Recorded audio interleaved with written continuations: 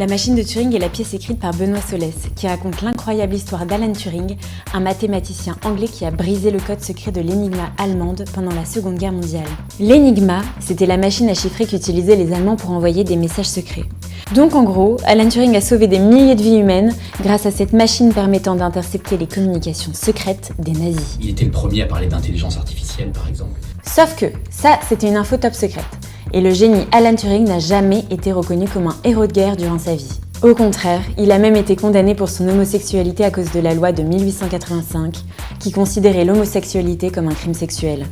Un destin tragique raconté pour la première fois au Festival d'Avignon en 2018. L'année d'après, la pièce remporte 4 Molières, dont celui du meilleur spectacle de théâtre privé, et cette année, elle entame sa 5e saison au Théâtre du Palais Royal. C'est vrai que c'est une aventure assez extraordinaire.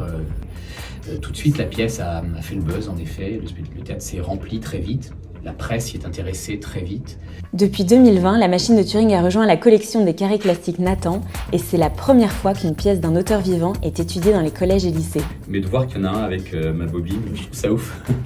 Le texte a également été traduit et s'est monté en Allemagne, en Espagne, en Grèce et dans plusieurs autres pays. Et on en est à plus de 10 pays. Et les prochains à venir dans la liste, c'est la Corée, Montréal.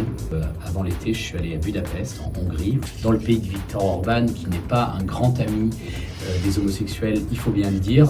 4 festivals d'Avignon, plus de 300 dates de tournée, bientôt 800 représentations à Paris.